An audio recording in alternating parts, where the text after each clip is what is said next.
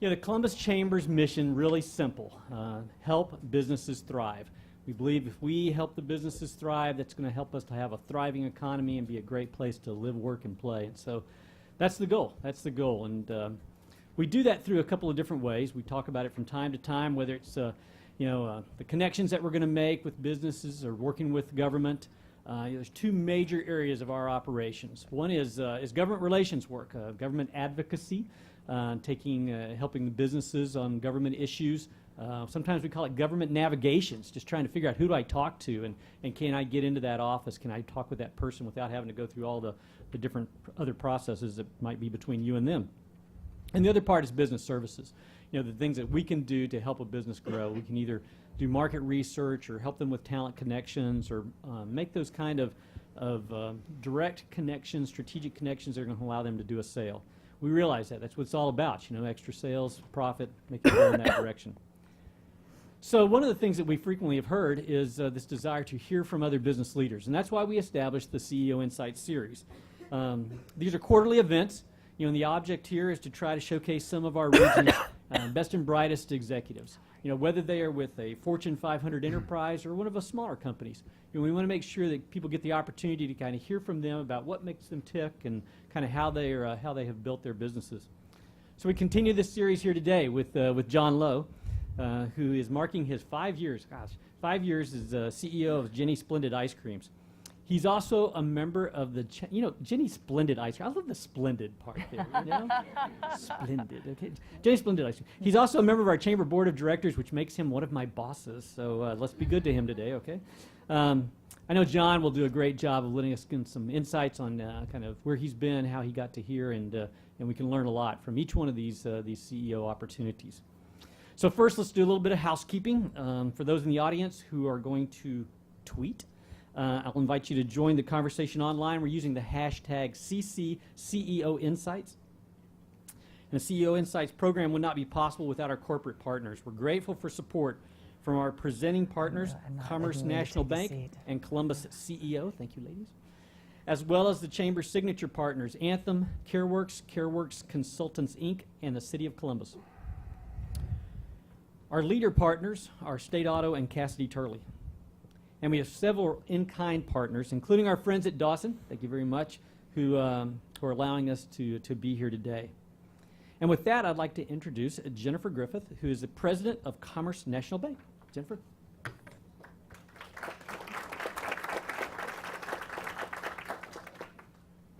Thank you very much, Michael. It's been a fantastic morning. I'm curious, how many are returning participants to CEO Insights? How many have been here before? Oh, that's great. Phenomenal. And how many are here for the first time? Wow, that is fantastic. Getting the word out to connect with our community partners is really what we find most valuable in our partnership with the Columbus Chamber. Finding the opportunity to bring business partners together, to make a connection in the morning, and to walk away with something you can lead with, a story that you can share, a connection you can make throughout the rest of your day. I think it's incredibly important. We believe very strongly that business begins and ends with people. Business partners do business with people first. And this is a morning to bring that home. It's to have access to the very human stories of a gentleman like John Lowe, wild success, who has started here in Columbus, studied at Ohio State, is a member of a fantastic firm here in town, and carried on his career into something else. We're going to hear his story, and I hope we're all going to find a connection and engage with some great conversation afterwards. So we are blessed to be a sponsoring partner. We're going to continue to be a sponsoring partner because we think this is really important. And with that, I'd like to make introductions to Ms. Kristen Hartman and John Lowe.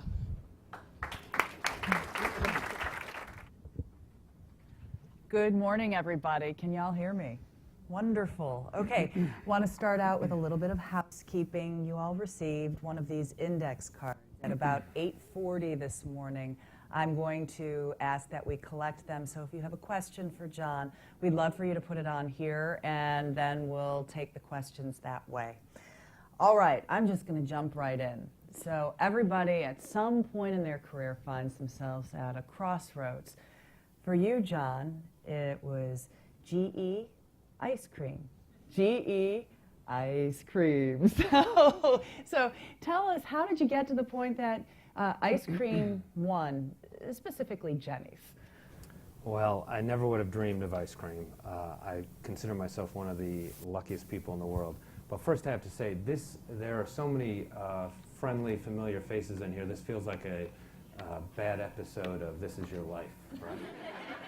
I like to say inside the actor's studio. The punked version, maybe. So I hope Kristen has a lot of questions here today so we don't have to actually take any from this crowd.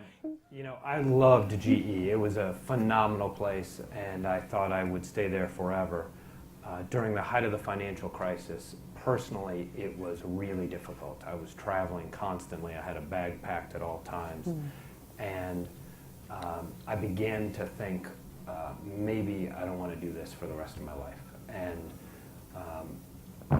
there was so much about GE I loved, but the personal toll was meaningful, especially during that period.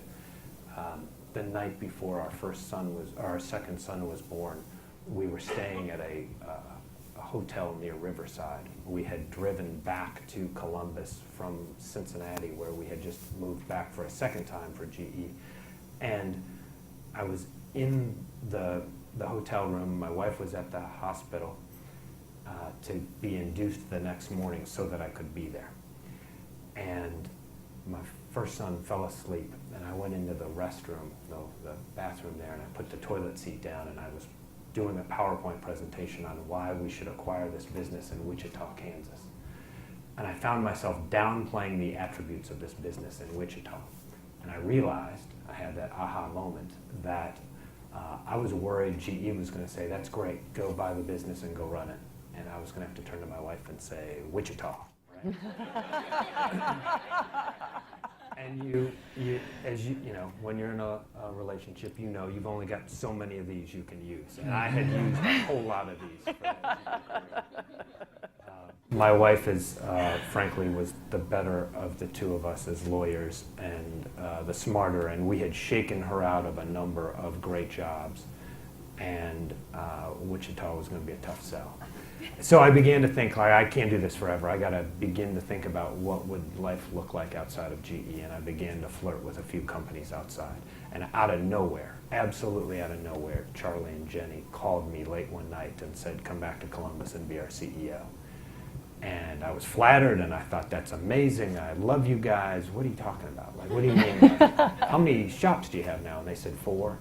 I was like, guys, I love you, but like, you know, you got 4 shops, you can handle that. And they have a special, there is some special sauce in the two of them, that they knew they had created something spectacular, and they knew what they were very good at, and they knew what they wanted to bring in. And there aren't many entrepreneurs that are that smart and that self-aware, and they deserve tremendous credit. And Charlie tells a story that they had talked about being a CEO for some time, and they had tried a couple of things that hadn't really worked, and they were laying in bed, and he said, not talking about that at all, and he turned to her and said, John Lowe, and she said, yeah, go call him. And Charlie got out of bed and called me, and that was their level of discussion before the phone call. So from 4 stores to more than that now, and to really national retailer, wholesaler. How'd you go from that point to Z? Seth Godin, the great marketing guru, tells the story of the quantum leap. And he uses as an example, in the 1950s, there were thousands of mom and pop bowling alleys around the US, thousands of them. And he asked the question, how many of those mom and pop bowling alleys became a 10 bowling alley chain? And the answer is 0. Not one became a 10 bowling alley chain.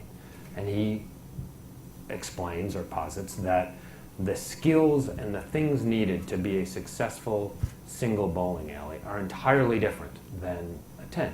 First of all, mom and dad go into hock totally with their house, everything they have, to fund the initial bowling alley, right? They lease the equipment from Brunswick probably, they get the bank to fund that first one, And they do everything they can to make it successful. They know their customers, they keep it clean, they are fully in hock. They couldn't be more invested in the success of that bowling alley. But to get to 10, you need an entirely different set of skills. First of all, you need capital, and mom and pop aren't set up for that because everything they have is in hock for number one.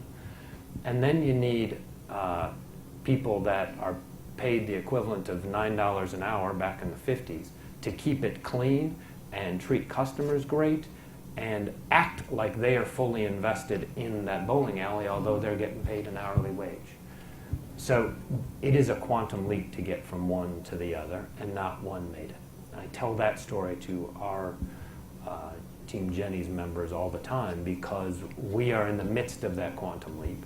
And as I tell them, we are screwing up more things than we're getting right, but with some very dedicated folks, with a lot of energy around sort of consciously deciding to make that leap, we're having a level of success. So I don't see any gray hair, but what are the worries along the way when you're doing this, when you're growing something? She's not looking very hard.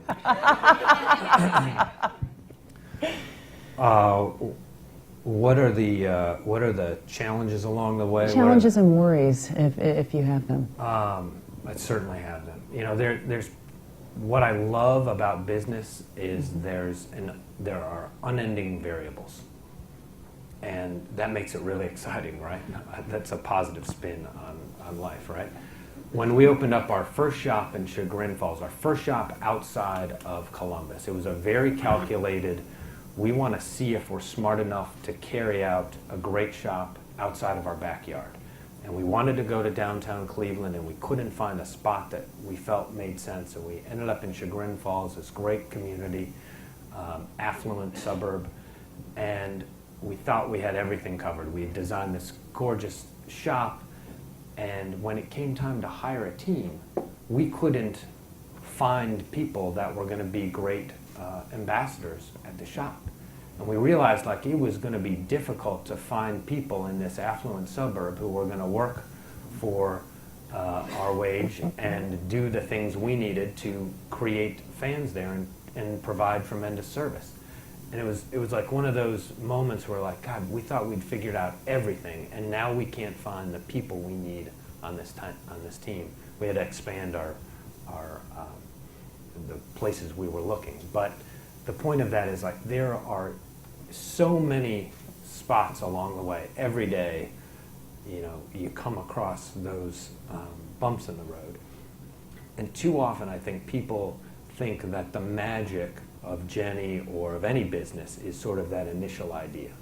And that is probably true in certain tech businesses. But for us, like the magic is in the continual decision making.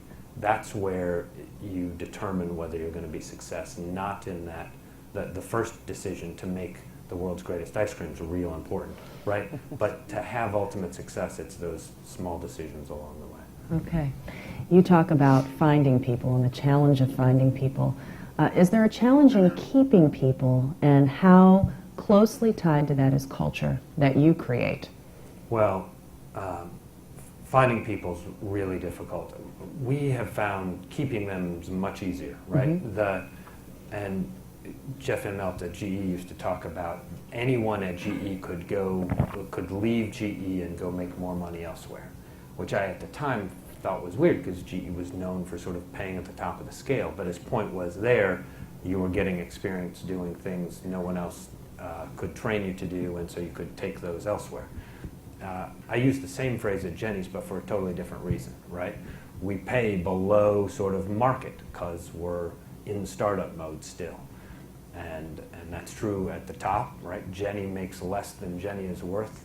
I took a 65% pay cut to leave GE to come to Jeni's. And that's not true at every level of our company, but we aren't paying what a lot of places people could go make. But we think that we are creating something that energizes people. If you can't love coming to work for a great little ice cream company that's trying to become trying to improve the world, trying to make the world's greatest ice cream on a national or global stage, then what energizes you, right? What could be better than coming to work at Jeni's every day, we suggest. And we try to come up with, right, whatever you're doing, right? But we try to come up with some fun ways of engaging the group, right? Jeni created from the very earliest days company lunch, which at the start was What is it called? Company lunch? Or company lunch? lunch. Okay. Lunch. And Jeni would make spaghetti at their apartment for the team when she was a single booth at the North Market. Today, that lunch is a little more spectacular at our office, but it is a chance for everybody in the company to come together and interact and talk and have some connection beyond just the work that they're doing, the silo that they're in. And then maybe our most popular is after you have worked at Jeni's for 3 years, we have a 1-month paid sabbatical. And the idea for that is we have a whole bunch of people that are with us sort of as a temporary stop on their career. They want to be a rock and roll star. They want to be a great artist. They are paying their bills through Jeni's while they pursue another dream. And we want to sort of empower them to go write the book or do the things they want to do after they've been with us for a while. And I think that has gotten a lot of attention internally, at least, as making us a great place to work. You talk about a 65% pay cut. You talk about 4 stores. How attractive was the risk part of it, that jumping into something that really wasn't unknown? It was not particularly attractive. I come from a... Challenging? Yes, Okay. challenging. I come from a much different mindset of, you know, a long career, pay the mortgage, pay off the house sort of mentality, right? And so the risk was a big thing to get my head around. I will be honest, the backup plan was pretty simple. My wife would go back to the firm she had worked at in Columbus and continue to pay the bills if I ran the company into the ground. So, you know, people ask, you know, what's important to entrepreneurs, and I say marry well. We'll keep that in mind. Right. So yeah, but frankly, it was more risky than I wanted to admit to myself because I wanted to do it so bad. Charlie and Jeni are a special group, a special couple that I put on, you know, there are a handful of people in this world that I could have bet it all with, right? 4 college buddies and those 2. And so when they called, it had a special meaning. And I believed in them. First of all, Charlie, who doesn't get enough attention or focus, incredibly strategic, analytic brain, and one of the great people of the world, friendly, trustworthy, etc. And Jeni, all of those things, but also a unique force of nature, truly creative, innovative in a way that you know, comes around very seldom. And it was my belief that A, we were making a world-class product, maybe the best ice cream in the world, and from that we should be able to create a wholesale business. The stores they had, we had terrible financial information, but it appeared that they were probably making money, and we thought from that we should be able to find more locations. And then it was a belief that there was more to Jeni's ability, in my mind, than we had seen yet, and that if I was smart enough to build a team around her, we could get more out of this amazing brain. And some days I think we've done a great job of that, and some days I think there's a lot more we should be doing. Well, if you've ever had salty caramel ice cream, like me, you know that the quality, Jeni's equals quality. Is there pressure sustaining that? I would look at it slightly different. Okay. There is no other way but to sustain it. There is no place in the world for Jeni's if we aren't the best. There are thousands of commodity ice cream companies. And the nice thing and the worst thing about ice cream is that even the crappy stuff's pretty good. You mix enough sugar and butterfat, and good things happen. And like we joke all the time, like there's nothing wrong with stopping at Dairy Queen. Not that it's like it's good, but we have to be really elevated. And if we drop in quality, we should go bankrupt. And I say that as sort of stern as that sounds, I mean it. And so it is easy for us to keep the focus on quality. And frankly, there's no other way. That's all that Jeni thinks about. She is a pit bull about the quality of our ice cream. And that makes my job really easy. We don't have to worry about cutting corners to grow because there's no reason for us to do that. We would go bankrupt, but we don't have to debate it either because that's just not who she is. So I'm just curious, is there a lot of taste testing then? Every once in a while. So I probably eat less ice cream on a daily basis than people would assume. But it is a great day when Jeni, this has happened 2 or 3 times, like my door flies open to my office and she comes in and pounds a pint of ice cream on the table and says, "You got to try this." And like sort of, in my head's in something else. I stop what I'm doing and taste it, and I say, for Eskimosi dark milk chocolate specifically, I said, "Yeah, that's great." She's like, "No, that's not great." It's like, "That's amazing." She may have sworn. And I said, "Yeah, this is amazing." She's like, "That's amazing, right?" I was like, "That is amazing." She's like, "We've got to sell that side, so we've got to sell this." And she walks out, and like as she's leaving, she like sort of looks over her shoulder. She's like, "'Cause I'm told the cogs on this are outrageous." And so to this day, I say we can never stop selling Eskimosi dark milk chocolate. One, because I know that my wife won't leave me as long as she has access to Eskimosi.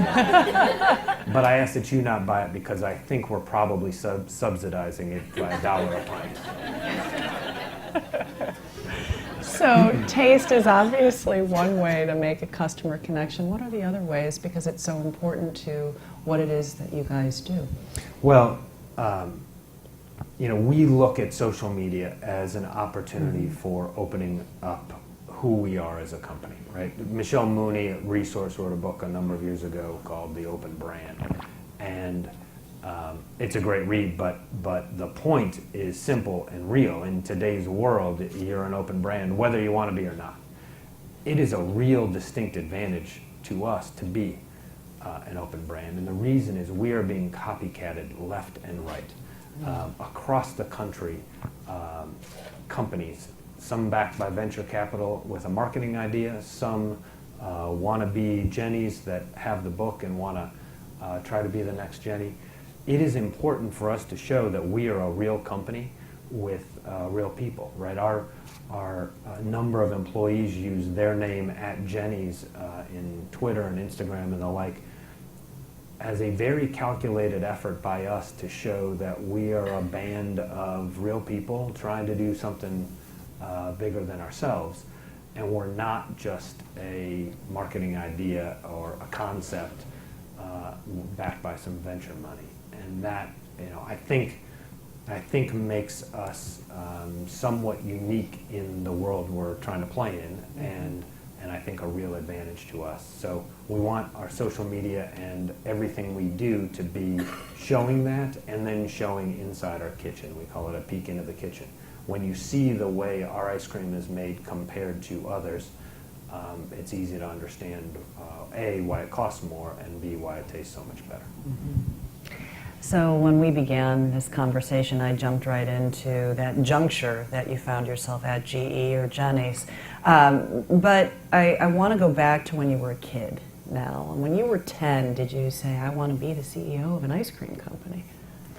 I did not. I think I had 2 passions growing up, basketball and politics. Both eventually broke my heart. I think I wanted to be a campaign manager more than anything when I was growing up. I was born south of Chicago. You're stamped a Democrat as you come out of the womb, and I spent a lot of time helping unsuccessful Democrat candidates. If you can't work for somebody who gets elected as a Democrat south of Chicago, you ought to get out of politics. And so I did law school, all right? And so it is a little insane to think back to when I was 10 and what I dreamed of doing versus what I ended up doing. Mm-hmm.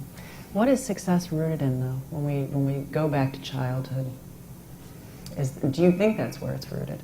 Well, certainly. Mm-hmm. You know, people talk about, like, how do you define success? And if it's driving a fancy car, I'm not doing so well, but I think I'm doing pretty well. My folks here, they were possibilities. So when I was growing up, first of all, my parents come from what's the PC phrase we use now? Humble beginnings, right? Mm-hmm. And certainly I, growing up south of Chicago, there was a sort of generational, you want to sort of do better for your family. You want your kids to do a little better. I certainly grew up with that as the goal. And then my folks, put so much into my brother and I, saved money so we could move to the next town over to go to a slightly better high school. My dad coached every sport I was ever in, etc. That remains sort of the whether I'm successful or not in my mind. Do I get to be a dad? Do I get to be a decent husband, etc.? And that career path I was on was very fulfilling in some ways, but pretty lousy in the things that were sort of core to me. So. What, if there was one piece of advice that your folks gave you as a kid growing up that you have taken and used and run with over the course of your own adulthood in business, what was that, or is that? I think business leaders of any kind they should be entirely comfortable in their own skin. Mm-hmm. And you don't see that, frankly, enough.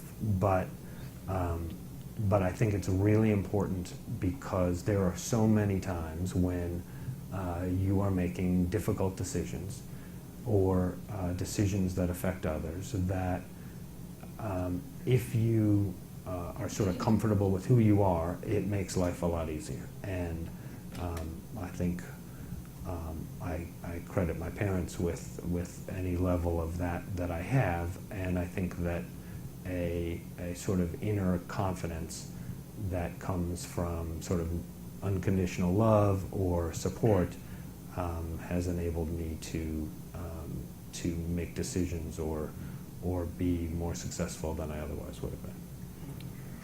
I found this interesting. Your office has the phrase, quote, "Can you imagine doing anything else?" on your wall. Tell us why that's there. We're making ice cream. This ought to be fun, right? Like, so the story behind that is, when I started, Jeni was fond of saying there were 150 employees at Jeni's. There are 149 artists, and then there's John, right? And I had this very stale office that looked like my GE office, and after a while, I was like, I gotta change this a little bit. So I went to, and the other nice thing about being at Jeni's is we have these amazing chalkboard artists, and Lisa Stewart, who works in our office and is an amazing chalkboard artist. I said, would you cool up my office, right? Like, do something, maybe some chalkboard paint or something. And she found a plaque that had a quote from Bill Brown, who was a named partner at the law firm I started work at. And when I was a young lawyer, he and I had been in court, and we came out, and I was stressed out of my mind, right? All day I felt like I'd been taking body blows. And he was just the most lovable, affable guy there was, and he comes out and wants to head to a bar, and he's like, can you imagine doing anything else? Like, how fun is this, right? And I'm thinking, are you kidding me? Like, Jesus, like, so there I had this plaque with a picture of him and just his affable, loving way, and that quote. And Lisa took it and put it on my wall, and at Jeni's it has an entirely different meaning.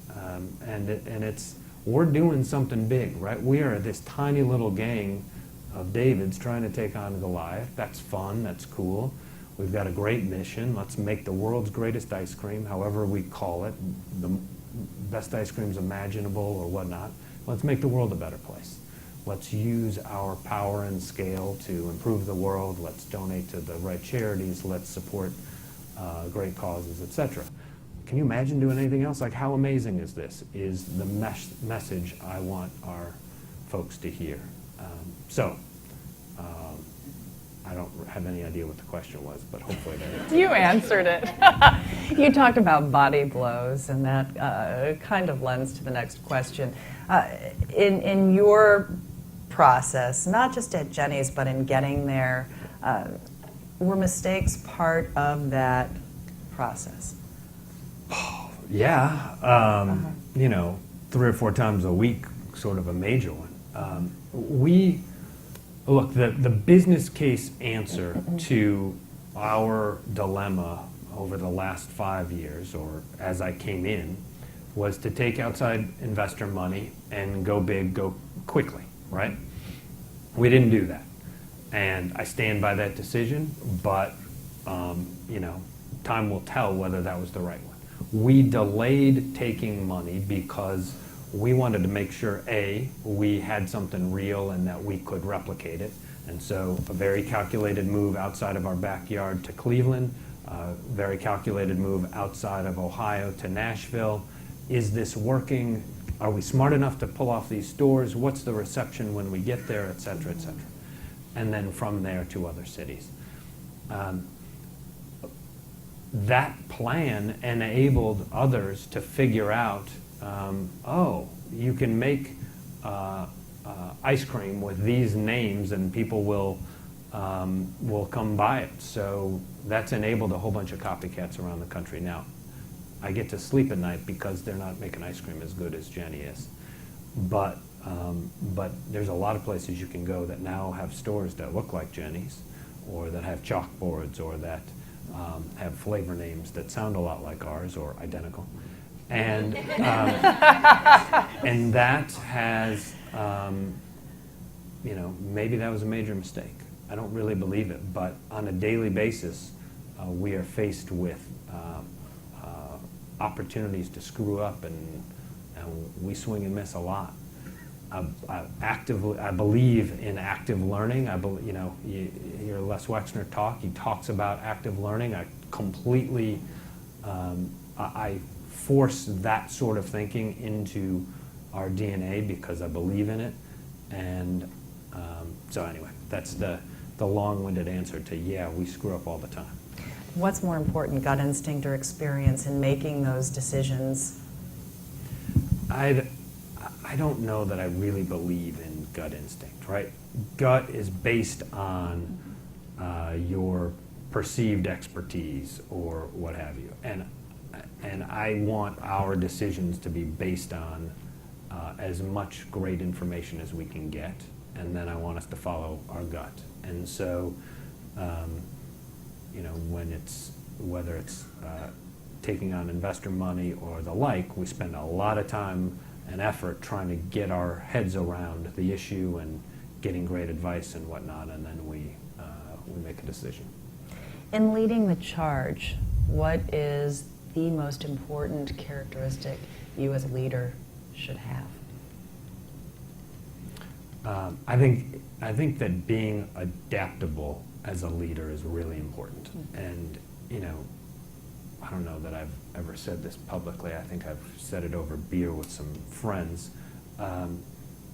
My job in many ways is similar to an NBA basketball coach, head coach. And the reason, first of all, I think of Jeni as the Michael Jordan of ice cream, right? She's the best there's ever been, or ever will be. Apologies to LeBron James. And did I mention I grew up in Chicago in the 90s? And an NBA coach, the analogy for me is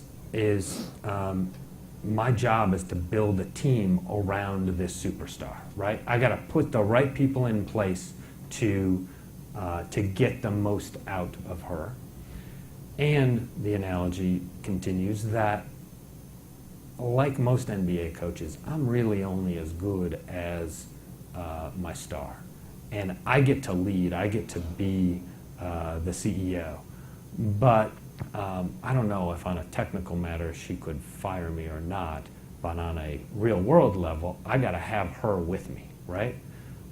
If Kobe Bryant doesn't like his head coach, bad things happen to that head coach. And so that analogy for me, like I got to be adaptable, or leaders have to be adaptable to their situation. And it was very different in leading GE businesses. You had to be very good at certain other things. The soft side wasn't one of them. And when I got to Jeni's, learning to communicate with these 149 artists took a very different set of skills or requirements than any I'd had to use at GE. Right? There weren't artists at GE. There were engineers. And they take in and process information much differently than the creative force at Jeni's. And it took me longer, frankly, than I care to admit, to sort of figure out how to communicate to them in a way that resonated with them. Okay, I'm not done with you yet, but we have to interrupt the conversation just for a second to remind you, please fill these out. We're going to be collecting them very shortly, and then we'll open it up to your questions. But I want to know, as far as Jeni's, Columbus, why will Jeni's stay in Columbus? Well, this community has been amazing to Jeni's, right? This community, first of all, made up of a great creative class that gets Jeni, an amazing group of civic and business leaders that are supportive of lots of great companies, including Jeni's. There's something special in the air. There is a level of collaboration. I think, think about a strong Democrat mayor, lots of, a great Columbus Foundation, Doug Kreidler, the partnership, Alex Fisher, that group that are working across party lines, across lots of lines to move Columbus forward. Kenny McDonald, like there is a phenomenal collaborative effort in Columbus. That is not true in Pittsburgh or Cleveland or Cincinnati or Indianapolis. And we're all really fortunate to be living in that time. Think about how awful it was when City Center died and how amazing it is today, right? That same plot of land in sort of government time frame, an extraordinarily short period of time that transformed, right? That's really cool. And the things happening on the river and downtown, and a genuine nationwide moving jobs downtown, and Columbus avoiding or correcting the donut that affects every other major downtown in America is amazing and cool. And so, we love the things going on in Columbus. This community was supportive of Jeni when she was a single booth at the North Market, making every batch and serving every customer.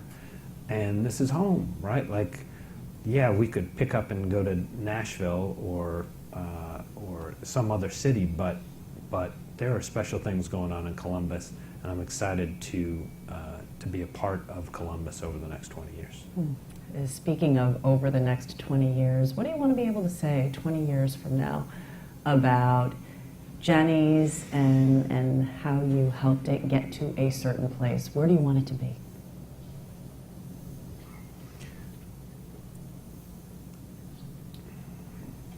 Jeni and I are different in 1,000 ways, and it's difficult to find ways in which we're the same except one, and that is we are both ferociously competitive. And this is only fun as long as we are trying to do something big. if we're a 10-shop ice cream company and stagnant, there's no need for me. At the same time, I heard Les Wexner say this a year ago.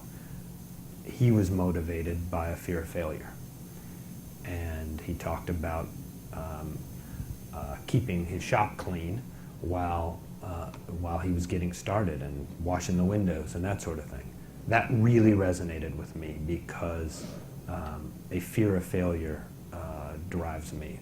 And for me, the failure would be, I don't want to be 65 years old, laying in bed thinking, oh, we had a shot, and we didn't quite get it, right? Jeni is the single best ice cream maker in the world, and it was fun, but things didn't work out. Like, that motivates me on a daily basis, and frankly, I work hard to make that motivate our team, because the opportunity in front of us is so big, and the opportunity for us to be successful and make the world a better place is so large. I don't want to swing and miss, and that on a daily basis gets me out of bed. All right, before we open it up to the audience, favorite flavor? Do you have one? Sweet corn with black raspberries. That it's easy. If you've ever seen how it's made, our group of artisans hang plastic in our kitchen because they call it the kill zone, because they attack. Kill zone? Yes, they bring in fresh sweet corn, they clean it, shuck it, clean it, attach it to a drill bit, and then run it through a PVC pipe with teeth through it called the Easy Creamer. There's kernels flying everywhere.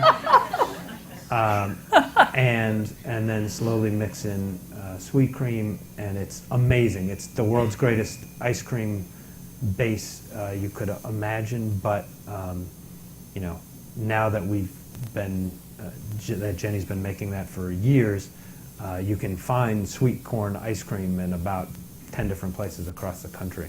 Nobody's making it like that, right? Like, there's a reason that tastes so special. So I like bragging about that one because it tastes so good. It reminds me of childhood and sweet corn, and it's seasonal, and it's wonderful, and it shows sort of the way we make it compared to everybody else. All right, fair enough. So now I open it up to the questions from the audience. And Holly, would you raise your hand, Holly? Very nervous right now. All right, there's Holly. And Holly asks, which Jeni's location is the busiest in Columbus and the surrounding areas? Short North. Short North, easily. I see lines there all the time. Yeah. That has to make you happy. I believe that the Short North is the single best strip of real estate in a 5-state region. I can't prove that, but I believe it. I think it's tremendous. My friend and business partner, Charlie Bauer, been on the Short North Business Association for as long as I can remember. Highball, a tremendous fundraiser for Short North Alliance.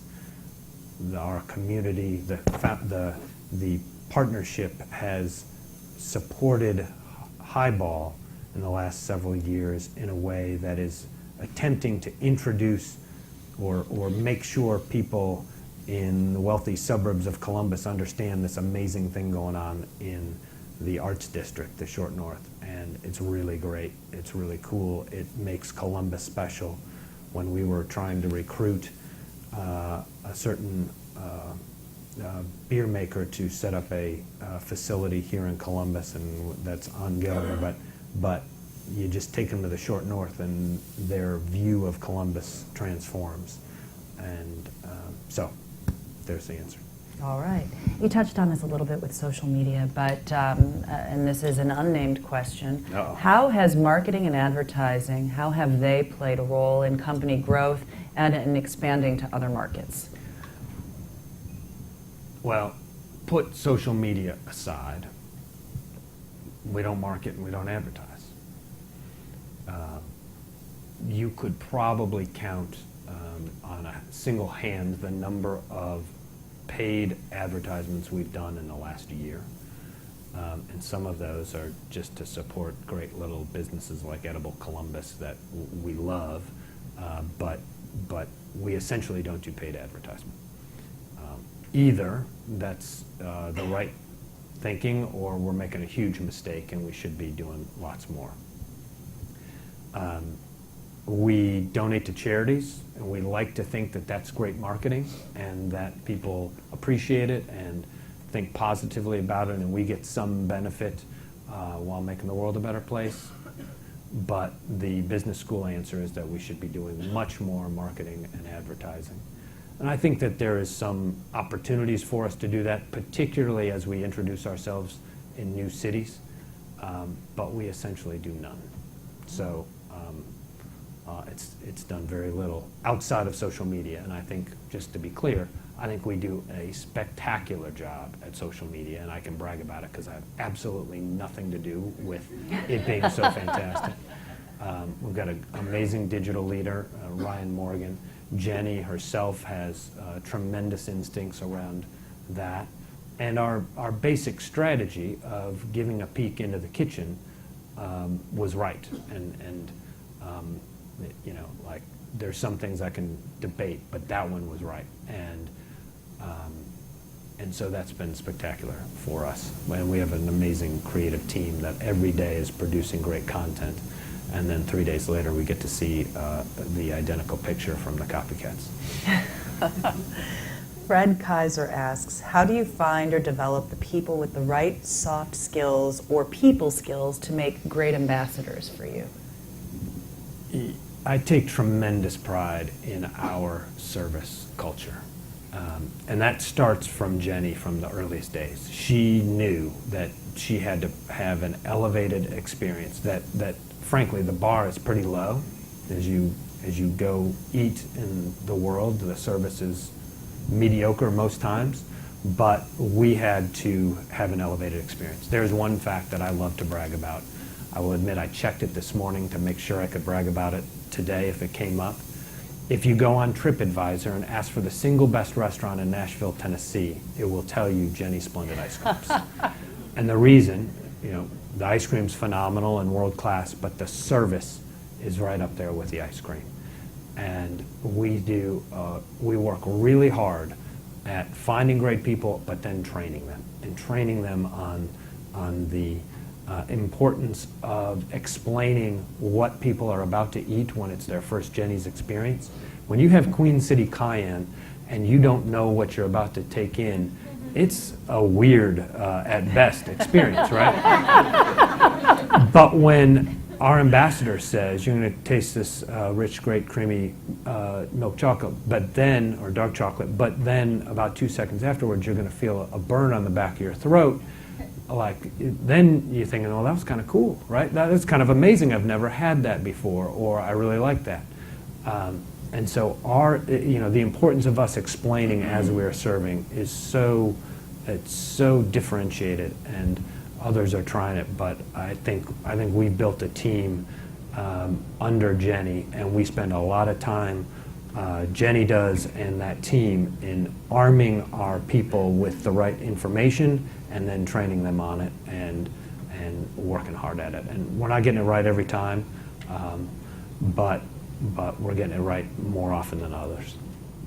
Every one of these interviews that I've had the pleasure of conducting, I've asked about work-life balance. Well, Jason Messick is doing that for me today, asking, could you elaborate more on the importance of work-life balance for you and your team?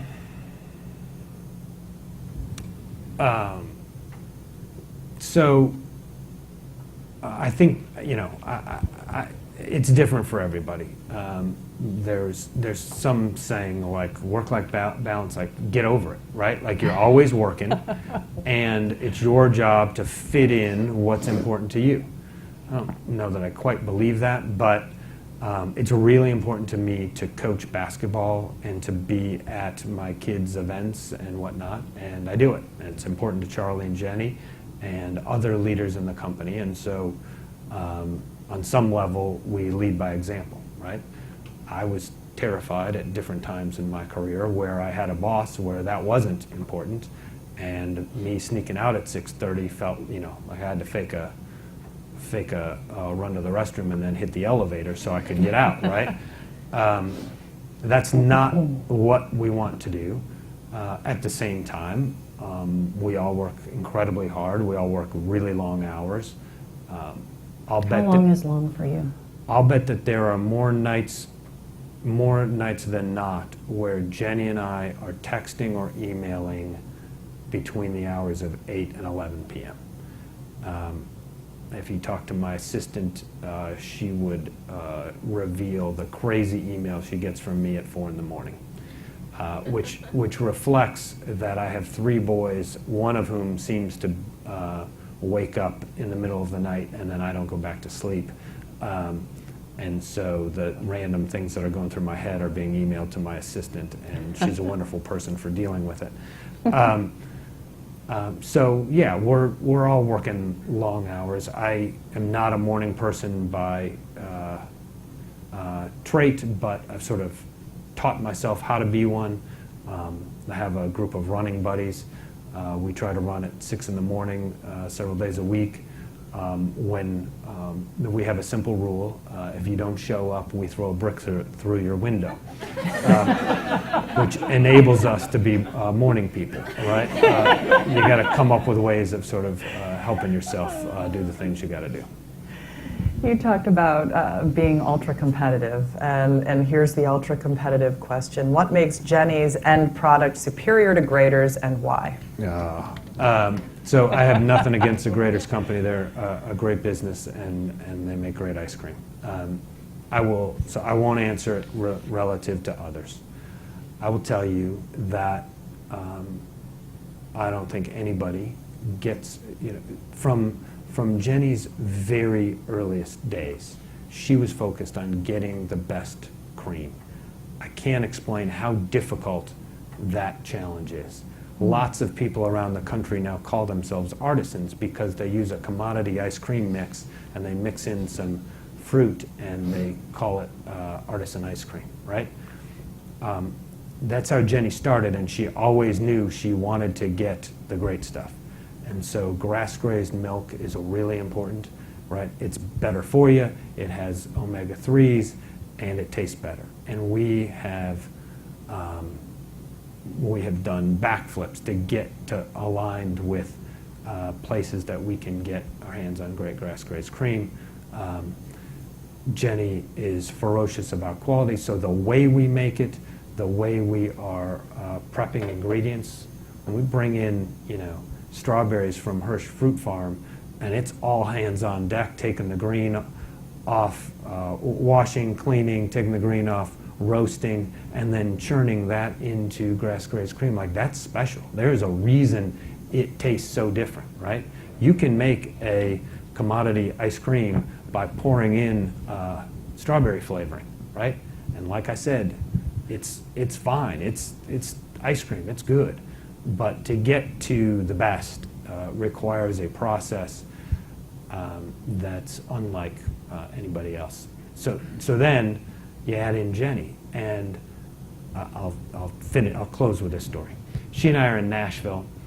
We're staying at the Hampton Inn in downtown Nashville. We meet in the lobby, and I'm headed to the free breakfast, right? Because we both grew up humble beginnings. I'm frugal. You eat the free breakfast. And she says, no. We're going to, I'm blanking on the name. The best biscuits in America. Loveless Cafe. Thank you all.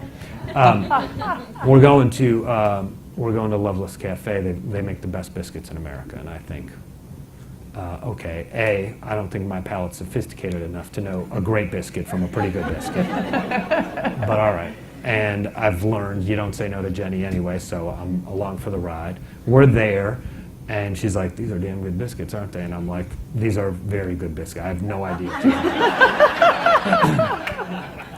And she says, we should put these in ice cream, to which I think that's the dumbest idea I've ever heard. Who needs biscuits and ice cream, right? Pizza and beer, right? And but I have learned you just keep your mouth shut when it comes to flavor development, and I do. Fast forward 6 months, it is our #1 seller, the first flavor ever to exceed the sales of salty caramel, right? And it's my personal favorite, right? So, I stay out of her way. And what was the question? What am I talking about? That's why it's the best, because Jeni is Jeni is an amazing palate, amazingly creative, and a force of nature, and we're able to be who we are because of that brain. Final question from the audience. We're all mentors to somebody, most notably our children. So what lesson, what single most important lesson is it that you want to pass on to your children? Oh. And then their children and their children. That's pressure. I moan because, you know, on a very real personal level, that might be the thing that weighs on me more than anything. And that is, like, you know, we have a level of comfort that I don't think I think that I am failing to get across to my children the level of comfort we have versus the rest of the world.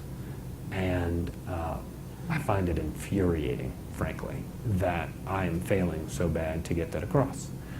And now they're young, they're 9, 6, and 4, and so I still got time, but I want them to have a work ethic, a march forward, every day get out and go compete. And they've got it when it comes to basketball, and they're doing well in school, but I don't think they quite understand the battle that it takes to do well. And so that one, I hope I get that across over the coming years, but that's probably the thing that worries me the most. That was a little more personal than I intended to get today, but there you go. Well, I think it's a great note to end on. John Lowe, thank you. Thank you. For being here this morning.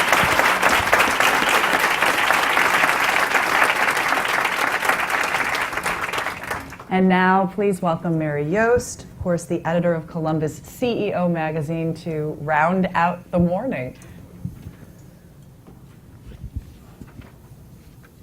Thank you, Kristen, and on behalf of the Columbus Chamber and the Columbus Dispatch Media Group and Columbus CEO, we want to thank John Lowe for your great insights. It's been wonderful. We can see why Jeni's is so open. You've been very open with us this morning, and we really appreciate that. These programs have all been great that way, and we have a couple more that are coming up that we hope you get on your calendars. On December 3rd, I can't tell you who will be here because it will be the winner of our CEO of the Year awards that we will be revealing in our December issue of Columbus CEO, and that will come out in early November. So you'll know soon enough, but plan now to be here on December 3rd. It's going to be another great program. Go, John! And I don't have another hour in me. I'm done. And then you also want to put February 12th on your calendar right now. That's going to be the Chamber's 2015 annual meeting, and JP Morgan Chase CEO Jamie Dimon will be the speaker for that, so that's going to be wonderful. And tickets for that are on sale now. So thank you all for being here this morning. It's a great way to start your day, and we hope it's a wonderful rest of your day. And I like whiskey and pecans. Mm-hmm. Thank you. Thanks, everybody. Thank you. Thanks so much.